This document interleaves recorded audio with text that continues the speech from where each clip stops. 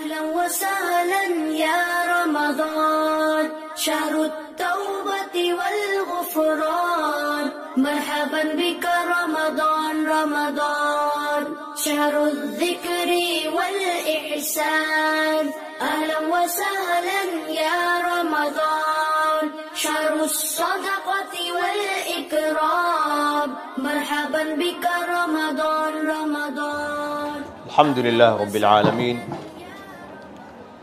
والصلاة والسلام على نبينا محمد وعلى آله وصحبه أجمعين.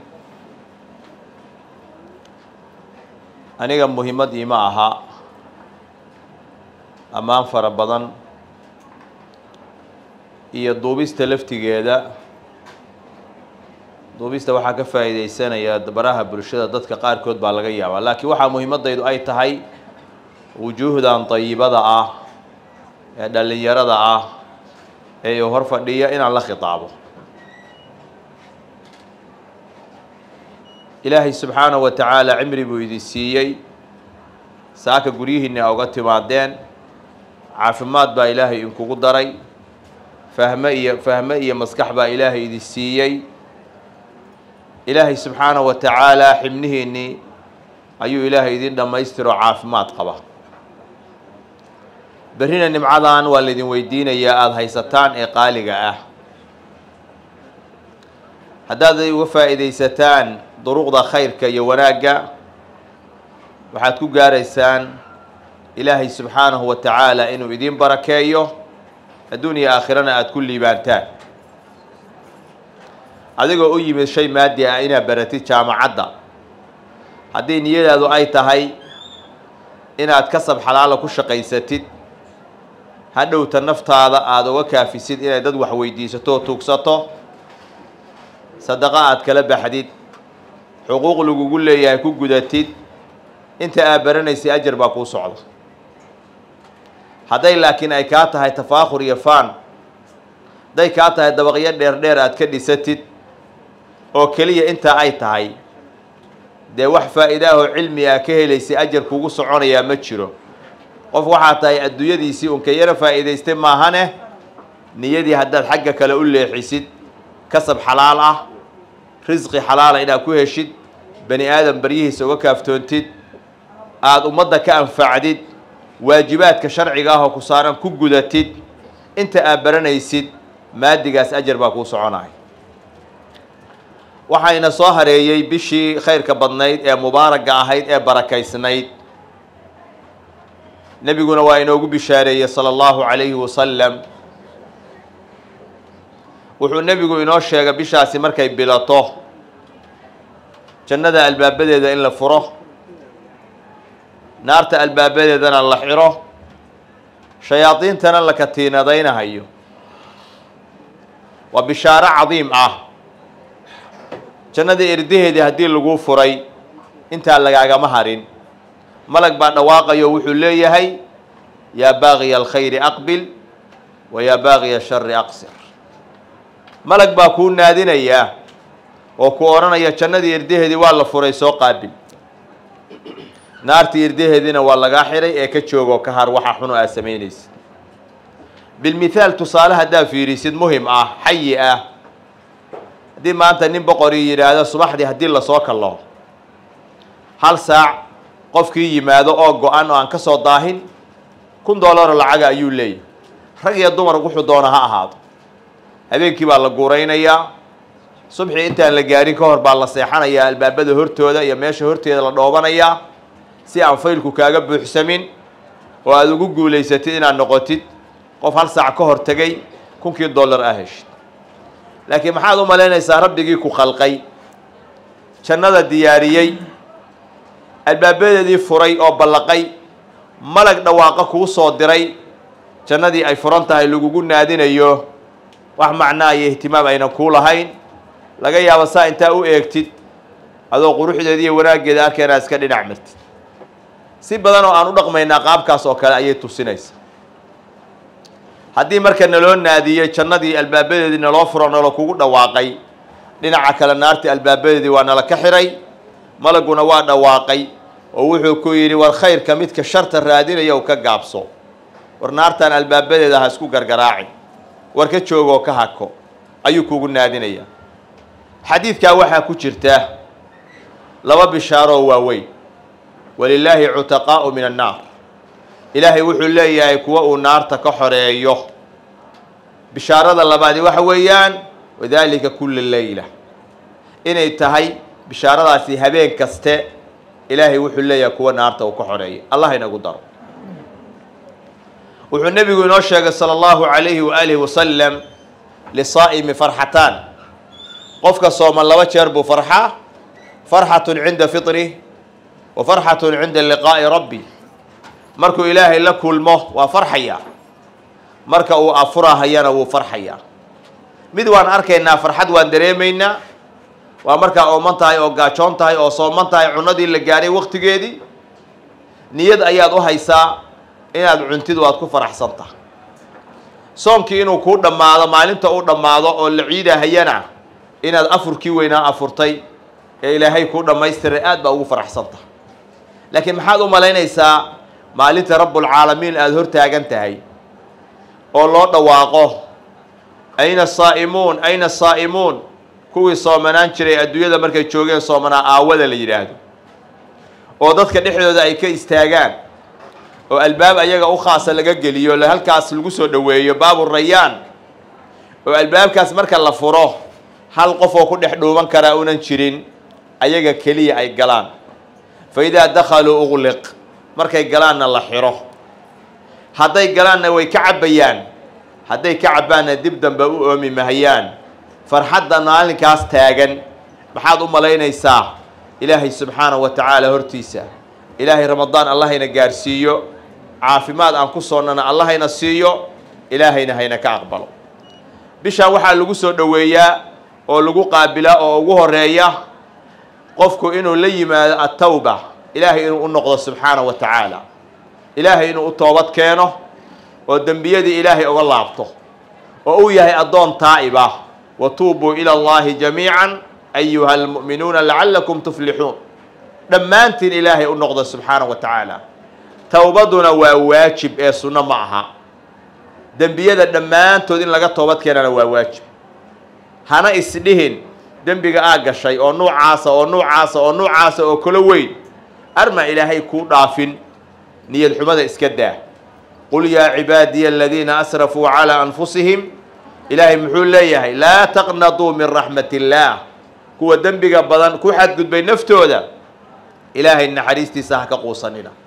maxaa yeelay inna allaha yaghfiru dhunuba jamii'an dambiyada dhammaantood ilaahay waa dhaafa subhanahu wa ta'ala ilaahayga ku khalqay baa ku oranaya sidaas naxariistayda ha ka quusan dambiga dhammaantiis waa dhaafa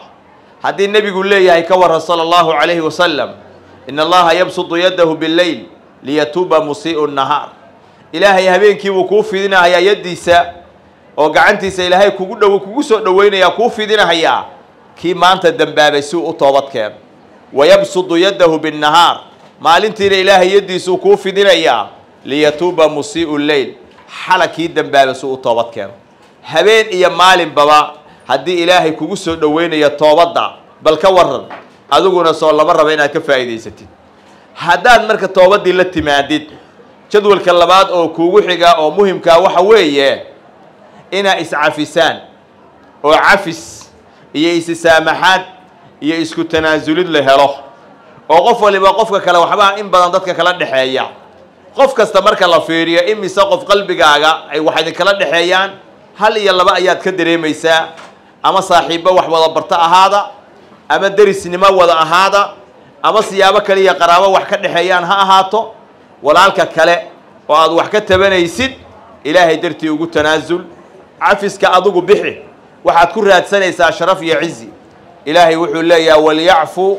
walyasfahu ala tuhibbuna an yaghfira Allahu lakum afiyeen oo ha dhaafeen miyaynan jeclayn ilaahay inuu idin dhaafo qofkii dhaafa ilaahay waa u dhaafaa qofkaan dhaafin oo asagu cafis aan bixin xagga alla lagaba cafiyo ducada nabigu sheegay ee lagu ducaystay habeenka laylatul qadriga maxaa ku jira allahumma innaka afuwun tuhibbul afwa fa'fu anni ilaahu waxa tahay mid cafis badan cafiskana waa jeceshahay ilaahow i cafi haddaad ku ducaysanaysi ka waran adiguna inaad cid cafisi aadan ogolayn adiguna cid inaad saamaxdi aadan ogolayn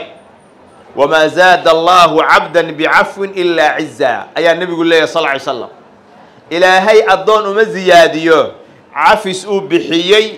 ilaa cizi iyo sharaf mooyaane wax kale ilaahay uguma ziyaadiye subxaanahu wa tacaala way dhacday dad fara badan oo cafis intay bixiyeen ilaahay cizi iyo sharaf uu ku siiyey magac iyo qiimo iyo sharafna yeeshay walaalka aad wax ka tabanaysid oo dulmiga kaa galay oo arrintaada ku xantay oo waxaada raalli ka ahayn kaa sheegay midka ku dilay midka xoolahaaga cunay midka ku caayay maanta waxaad geesiyad ku noqotaa oo geesi aad ku ahaataa inaad tiraahdid ramadaan baa yimid walaale cafis aan ku soo dhowayno aniga xaggayga cafis baa iga tahay adiguna i cafi aan isi saamaxno waa fursa dahabiya oo looga faa'iidaysta arrimaha iyada ah arrinka saddexaadi waxa weeye oo bishaan lagu soo dhoweeyaa in jadwal ramadaaniya aad leedahay horta maxaa kuu qorshaysan hadafkaagu muxuu yahay hadafkaagu ma waxa weeye subax kasta waagu markuu beriyo wixii kaa hor yimaado un wax ka dheh wixii kaa hor yimaado un si iskala macaamil mase waxaa kuu degsan bilowga ramadaanka ilaa dhammaadka qur-aankaas intii aad akhrin lahayd iyo kayfiyaddii iyo qaabkii aad u khatimi lahayd intaasoo jeer maxaa kuu degsan salliga nebiga sala allahu calayhi wasalam badintiisa maxaa kaaga degsan adkaarta iyo tasbiixda maxaa kaaga degsan taraawiixda aad tukanaysid maxaa kaaga degsan dadka habeenada hore taraawiixda masaajiddu waa ciriiri laakiin habeenada dambe marka la gaaro oo khayrkii uu sii labalaabmay oo fadligii uu sii batay oo arrintii ayba sii weynaatay waaba sii insixaabayaan waa sii baxayaan way sii yaraanayaan waana marka khayrka la sii badiyo fadliga la sii dheereeyey weeye waa inaad kuu degan yahay jadwal aadan lagaa leexin karin jadwalka aad degsatay mashquulaadka imaanahaya iyo arrimaha imaanaya waa inaad aysan kaa leexin karin ee aad tahay qof mitid ah oo jadwalka ramadaaniga ku adag walidaalika waxaa la soo guuriyaa alimaam yaxya bnu yaxya allaythi ninka la yidhaahdo wuxuu ahaa ardadii imaamu maalik raggii wax ka bartay buu ka mid ahaa meelo koray ardadu ka imaan jireen iyo waddamo kala duwan imaamu maalikna madiinuu joogay magaalada madiine ayuu ku noolaa xertii oo dhooban subax salaadii oo cilmigii la baranahayo oo la gabran yahay ayaa nin ordahaya oo qaylo dhaaminayaa soo galay markaasuu wuxuu yidhi magaalada waxaa soo galay maroodi magaalada madiine maroodi baa soo galay dadkuna reer madiinana maroodi ma aqoon qof waliba wuxuu yidhi bal maroodi sida uu eg yahay soo arag waa la wada yaacay waa la baxay alimaam yaxya bnu yaxya allaythi waa haray asagu nin dhallinyaraa buu ahaa asagu imaam maalik buu ku haray cilmigiisii iyo khayrkiisu iska sii joog dadkiina waa yaaceen xertii kale waa tageen hadhowtaa waxaa la yidhi adigu maxaa u hartay ma maroodi baa arki jirto oo taqaanaa maxaa usoo arki weyday markaasuu wuxuu yidhi anigu markii aan madiine imaanayey uma aanan imaan maroodi inaan arkee waxaan u imid imaamu maalik inaan arko cilmiga ka qaato hadafkaygii aan ku socdana ma doonayn in la iga leexiyo walidaalika buu wuxuu noqday muctamadka ninka u ah muwada imaamu maalik riwaayadda kitaabkaas ayuu muctamadka ayuu noqday qofku marka hadduu hadaf leeyahay hadafkiisa waxaa ku imaanaya waxyaalo fara badan maroodiyaal fara badan baa hadda jiro kugu imaanaya waxaa ka mid a waxaan aaladan facebookii aflaamtii musalsalaadkii kulligood waa maroodiyaal fara badan oo kuu taagan bannaanka masaajidka iyo bannaanka khayrka oo doonaya hadafkaagii inay kaa weeciyaan oo ay kaa leexiyaan doonahaya wey haddaad marka adigu aad go-aan yeelatid inaad bishaan jadwal aad samaysid dembi badan oo kaa dhacay ilaahay kuu dhaafo ramadaanka aad go-aan leedahay habeenkiisa iyo maalinkiisaba ilaahayna subxaanahu wa tacaala waa kuu fududaynaya waana bishii ilaahay subxaanahu wa tacaala nebigu inoo sheegay in naarta habeen kasta la iska xoraynahayo ilaahay subxaanahu wa tacaala hayna waafajiyo ramadaanku wuxuu leeyahay axkaam fara badan oo aad iyo aad u fara badan axkaamtiisa waaweyn waxaa ka mid ah habeenkii in qofku uu niyeysto waana habeen kaste ha ka dhigin hal mar inaad wada niyeysato bilowgiisa ilaa dhammaadkiisa culmo badan baa qaba laakiin sida kuu fiicani waxa weeyaan culmo badanna ay ku tageen habeen kasta inaad niyeysatid niyaduna ma ahan shay mataqaanaa iska raadinayside haddaad saxuurtii soo diyaarsatay oo rabti inaad berri soontid waaba niyeysataba qalbigaaga inay soo martay inaad berri uun soomaysid unbaa muhiimaddu ay tahay ramadaanka axkaamtiisa waxaa ka mid ah oo aad iyo aad u fara badan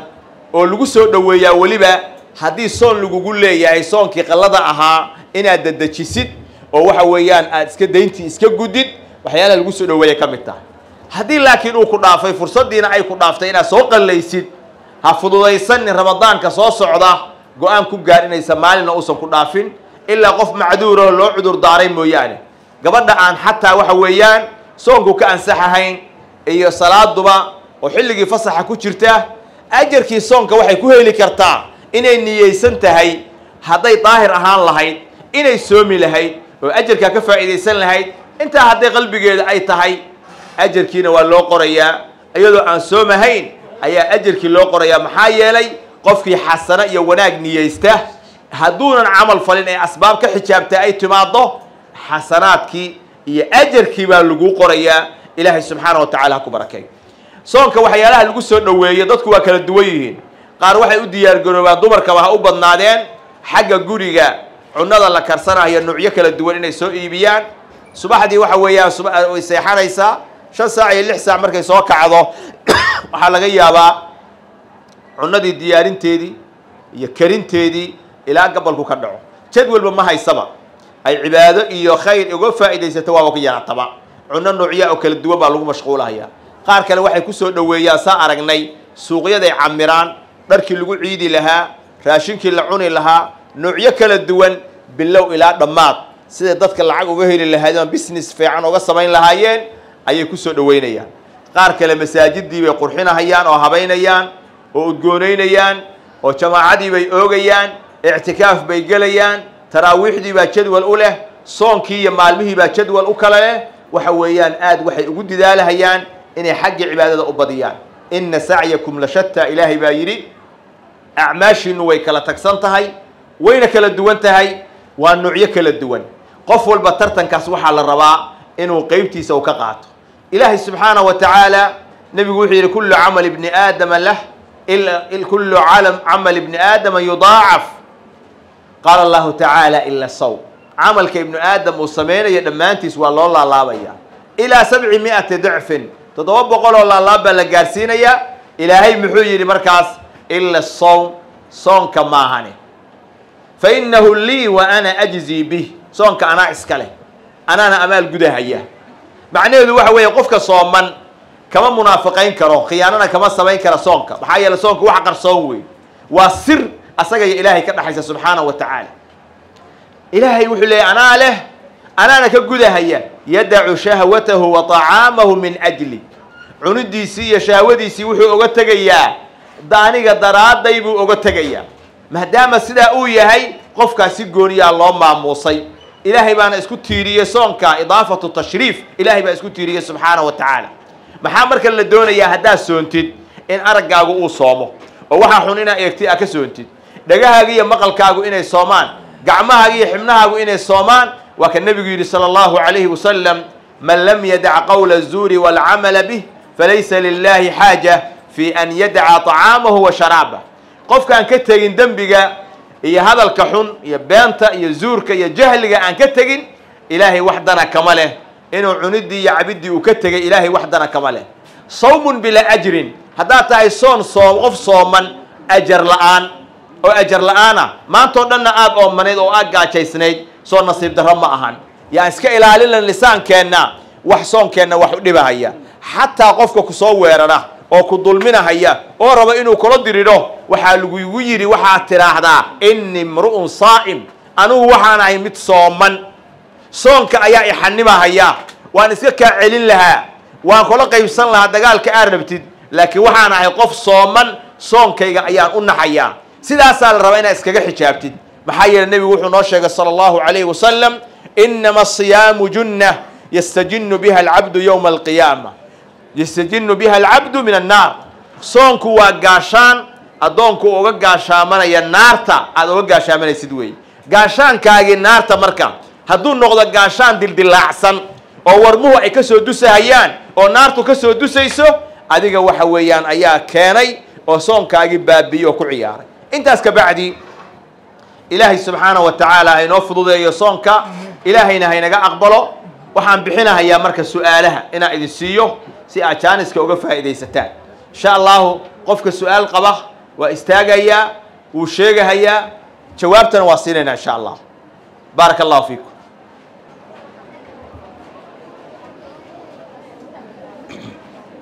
soonka waxaa jira waxyaalo badan oo dadka su-aalo ku jira oo aan waxba u dhibahayn iyo waxyaalo wax u dhibahayo qofka sooman indhahoo kale hadduu wax iskaga shubo goojada yartaa oo kale wax dhiba ma leh laakiin dhegta maya sankana maya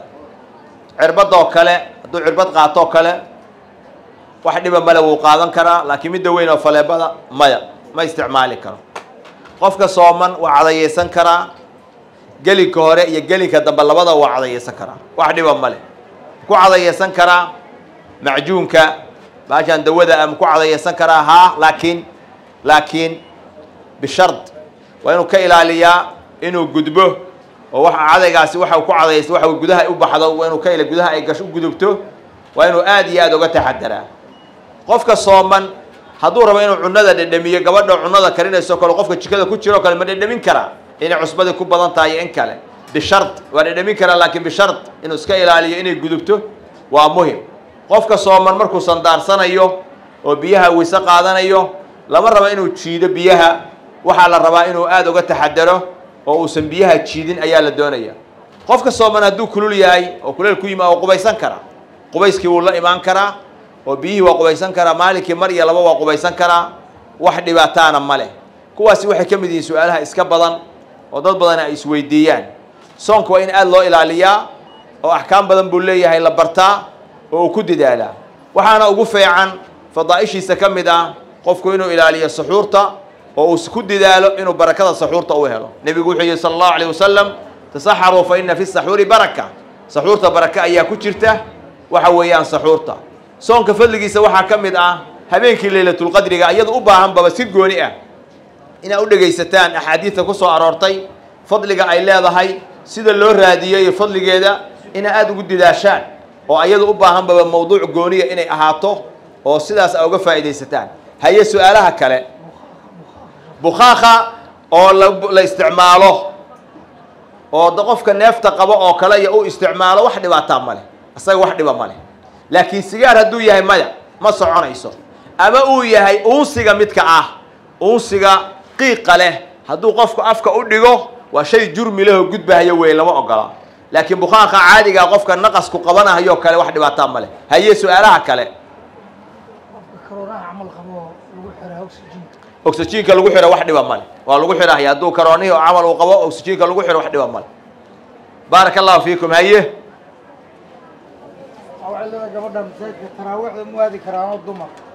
taraawiixda way aadi karaan dumarku waana ku tukan karaan masaajidda laakiin waxaa laga rabaa gabadhu markay taraawiixda aadayso inaysan udgoon iyo waxaas aynan soo marsanin inay xijaabkeeda sharciga oo fiican ay qaadato inay ilaahay subxaanahu wa tacaala uga cabsato dariiqa intay marayso niman ajaaniba iyo ikhtilaadka iyo waxyaalahaas iska ilaaliso way aadi kartaa taraawiixda wayna tukan kartaa qofka qubaysanahaya hadday biyuhu dhaga ka galaan isagoo iska jirin oo markuu qubaysana wax dhiba male laakiin haddii aad u dhigta saa intaad tiraahdid dhinacaaga u dhigtid sax ma aha iska ilaali taas haddaa laakiin adoo qubaysanaysa wax kaaga galaan wax dhiba male haye salaatuleyl haddaan taraawiixda tukan salaatuleyl ma laga rabaa salaatuleyl iyo taraawiix iyo tahajud saddexdoo isku mid markaa gurigaaga joogtid oo aad tagtid suxuuranaysid suxuurta ku magacaabtid inaad iska tukatid waxaad tukanaysaa laba ragco oo keli ah laba ragcaad tukanaysaa ragcadii witriga ahayd horey baa usoo tukatay laakiin laba ragco un baad tukanaysaa labadaasaa wadaysaa waktigii ilaa aad ka gaartid aad rabtay subxiga uu soo dhowaado sidaasaa iskaga tukanaysaa qur-aankaaga akhrisanaysaa ducada iyo baryaha ayaa badinaysaa baaraka allahu fiikum haye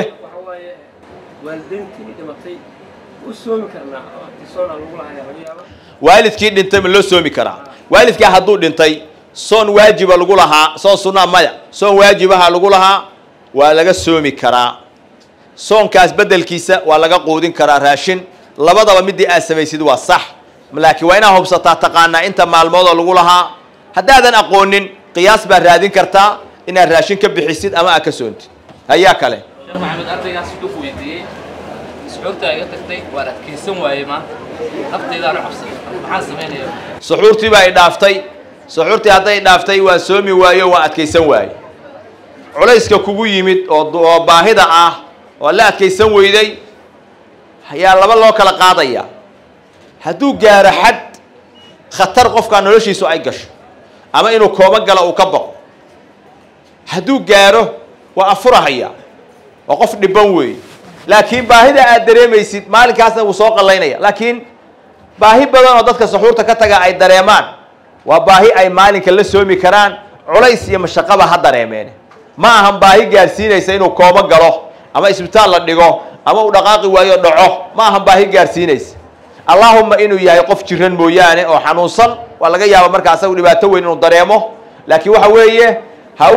u afurin waan baahanahay suxuurtii baa dhaaftay gaajaan dareemaya ma ahan waxaad u afuraysa wax laga yeelayana taasi ma aha arday kale ayaa soo qaba sheekh wuxuu leeyahay soon qadaa lagu lahaa 15 Shacbaan ana hore u soo gudinayay la soo gaaray dambe gudi karaa soonka qalada hadii lagu lahaa waa gudaysaa 15 Shacbaan waa gudaysaa maalmaha Shacbaan ugu dambeeya waa gudaysaa mar haday deyn tahay ayada waa wadaysaa jumco kasta waa soomi kartaa maalmaha Shacbaanka waa soomaysaa kulligood mar haduu yahay soon qalaa oo lagu leeyahay نعم gabadha waxay leedahay soon horaa ugu dhaafay soonkii kale ugu la tagaano qadayn marka maalmihii ma badanayaan kafaara ma la iga rabaa maalmaha ma badanayaan soon qalaa baa lagu lahaa gabadhii soon baa dhaafay soonkii kala yimid ayadoo aan qalaynin maxaa ka dhalanaya horta maalmihii ma laba laamayaan oo mesela hadii asbuuc lagu lahaa soonkii hore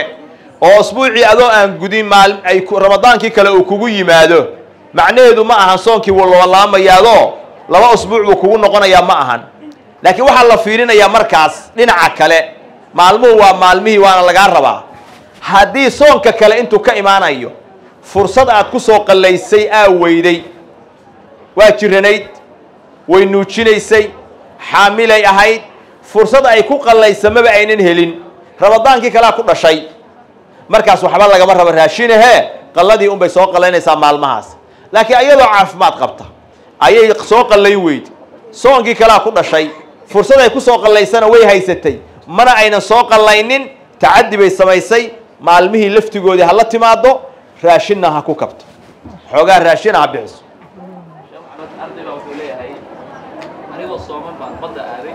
marka waan ku qarqoon sankii afkii meel biyaha iga galay soonka iga jabayaa badda haddaad waxa weeyaan aadaysid taxadar baa loo baahan yahay intaa soomantaa badda ha aadi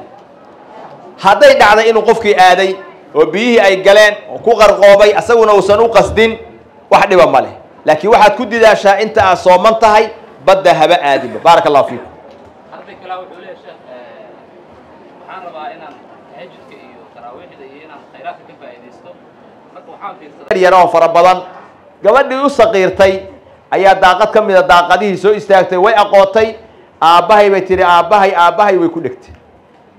wuu badbaaday markaasuu su'aal weydiiyo wuxuu yidhi idinku maxaa ahaydeen carruurtii baan nahay yidhaah saqiirnimada ku dhintay ayaa nahay waalidkeen baan u shafeecaynaa oo muxuu ahaa bahalkii cayrsanayey meel aan ka gala aan waayey bahalkii wuu ka haray wuxuu ahaa bay yidhaahdeen camalkaagii xumaa ayaa intaa faraha ka batay buu cayilay bahalkaa weyn buu noqday oo ninkii odaga ahaa oo caatayga ahaa muxuu ahaa waa camalkaagii feecnaa oo aad gaajaysiisay oo aad caato ka dhigtay oo waxba kuu qaban waayey qofka marka hadda odhanahaya habeenada dheeraadka bes aan ka dooranahaya camalkiisii saalixa oo wanaagsana ayuu caataynayaa hadhowta ma xambaari kara camalkaas waxna uma qaban kara camalkiibuu daciifinaya waxaa la rabaa camalka in la xoojiyo fiican si uu hadhowta kuu xambaaro oo aad ugu meel martid camalkaaga xooji camalka xunna caatee oo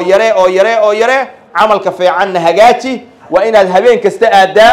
oo aad ka qayb gashaa oo aynan hal habeen ku dhaafin oo habeen kasta aad noqotaa dadka weliba safka ugu horeeya taga waa inaad noqotaa masaajidda waxaan ku aragnaa dad yimaada salaada maqribkay yimaadaan afurkay u yimaadaan afurka markay u yimaadaan timir iyo biyay cabbaan markay cabbaan oo dadku ay kala tagaan way ku haraan quraan bay akhristaan ilaa cishaha laga gaarahayo markay cishaha tukadaan oo taraawiixda tukadaan kabacdi bay guryahooda waxay u doontaan afurkii weynaa iyo cashadii isku marka dhigtaan waxay u diidahayaan guriga inay aadaan safka hore inuu ka buuxsamay ka cararahayaan waxay u diidahayaan oo ka cararahayaan hadday cunno badan cunaan inay u istaagi waayaan taraawiixda cajsi ay dareemaan dad sidaasay yeelayaan maxaad u malaynaysaa marka nin dhallinyaro ah oo ilaahay caafimaad uu siiyo xoog ilaahay uu siiyey inuu yidhaahdo habeenaan ka kala doordooranaya sax ma aha baaraka allah fiik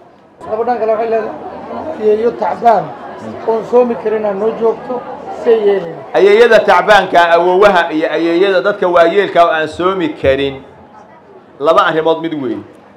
dad waayeel oo sariir saaran oo aan caqli iyo maskax midna lahayn maskaxdii waa hore ka tagtay adiga hooyada ayeeyada ay tahay kuma taqaanba salaad maba tukadaba habeen iyo maalin miduu jooga ma oga soonna lagama rabo salaadna lagama rabo raashinna lagama rabo waxba laga bixin maayo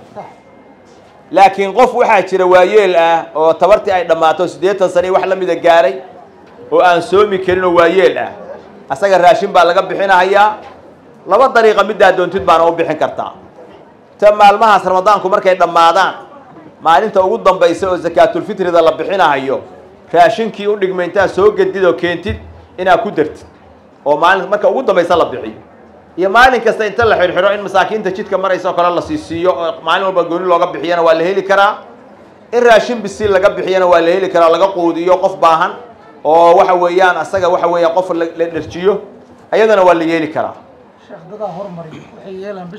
horumarinta qadiyadda horumarinta ah oo bisha bilowgeeda laga wada bixiyo culimo qabtaa waa jiraan laakiin waa laga fiican yahay oo culimada qaar baa waxay leeyihiin waxay la mid tahay salaadii oo waqtigeedii yara laga hormaray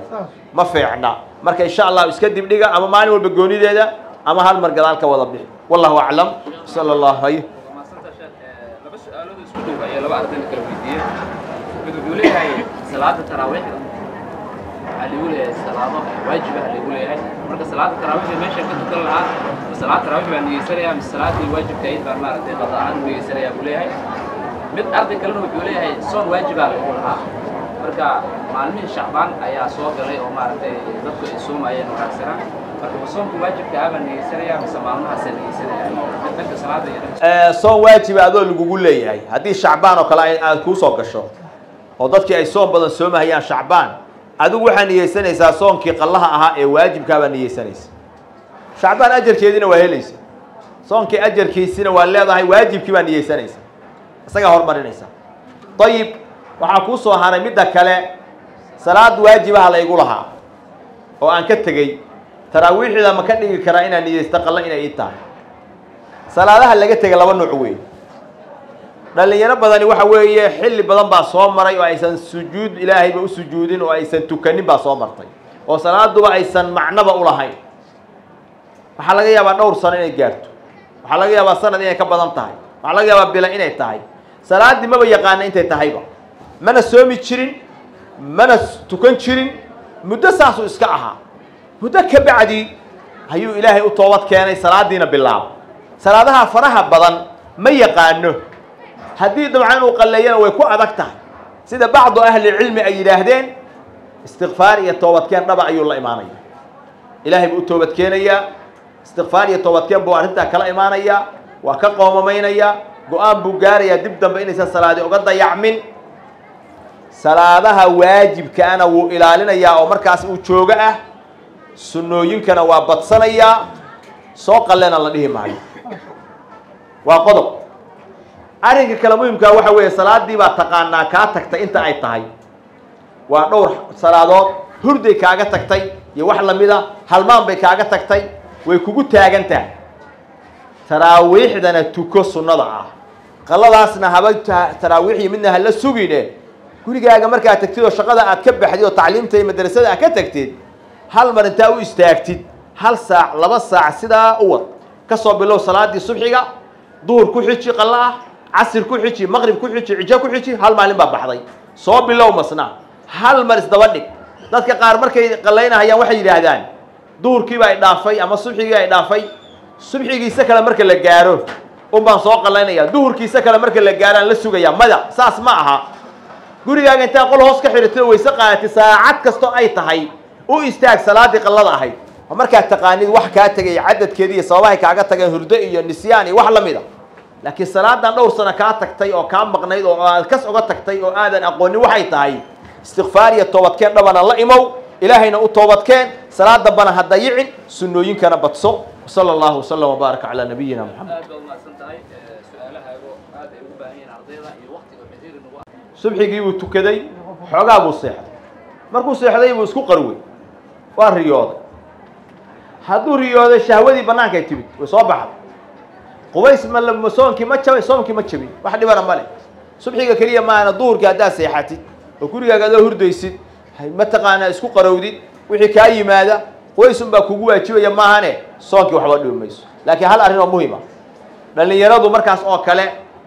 aad ha iskaga ilaaliyeen xiriir badan bay waxay la samaynayaan gabdho video call bay ku wada hadlahayaan hadallaa la isdhaafsanayaa hadhowta asagii waxaa laga yaabaa arrintaas sababteed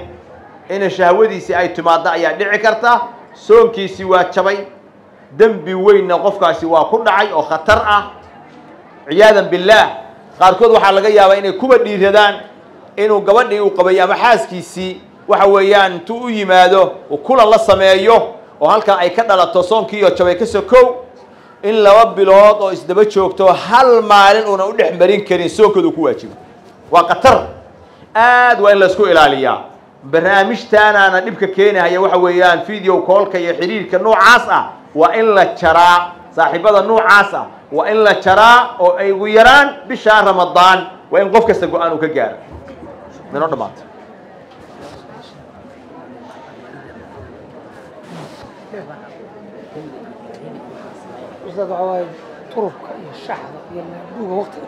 ها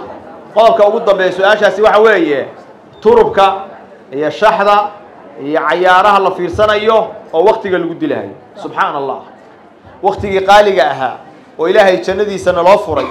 oo jannadii iyo barwaaqadii noo taalo oo ilaahay uu leeyahay a'dadtu li'ibadiy as-salihin adoomadayda wanaagsan waxaan u diyaariyay ma la aynin ra'a waxaysan il arag wala udhun sami'at dhegna aysan maqal wala khatara ala qalbi bashar qof bani aadamana qalbigiisa aan ku soo dhicin ayaan adoomadeeda u diyaariyay ilaahay uu ku leeyahay xilligii laga faa'iideysan lahaa qaniimadaas haddii ay kugu dhaafto turub iyo shax iyo sheeko iyo banooni iyo xan iyo qiibo adiguna aad rabti salaada subxiga inaad saxuurta ku gaartid oo aad tiraahdo saxuurta aan ku gaarno waxaas aflaamta iyo musalsalaadka iyo waxa iyada ah waxa tahay qof shaydaan meel ku xirtay baa noqotay qof waxa tahay khatar ku sugan baa tahay man xurima khayraha faqad xurim qofkii khayrka laga hoojiyo habeenkaas iyo laylatul qadriga iyo sharaftaas waa qof la hoojiyay ilaahay xaqiisa kama hoogno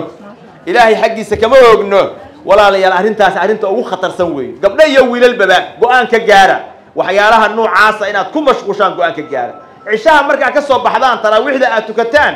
saaxiibada haddaad la fariisatid oo shaah la cabtid waa inay wax jadwal ay ku leedahay hal saac oo kale iyo wax la mid ah waa inaysan kaaga badan gurigaaga aad tagtaa aad seexataa adkaarta aad akhrisataa saxuurta inaad usoo kacdi ka shaqaysaa subxigana salaada jamaacada masjidka aad ku ilaalisaa aad ugu dilaashaa haddaadan naftaada adigu aadan ka adkaanin oo aadan xabisinin xagga kale ku jiidanaysaa ilaahayna subxaanahu wa ta'ala hayna hanuuniyo dambigeena dambi waalidkeen ba Allah dhaafo bishaas fadligeeda ilaahayna waafajiyo caafimaad aan ku soorno ilaahay subxaanahu wa ta'ala hayna siiyo ilaahayna ka aqbalo acmaasheeda khayrka ba ilaahayna fududeeyo dambigeena dambi waalidkeen ba Allah dhaafo sallallahu wasallam wa baraka ala nabiyina Muhammad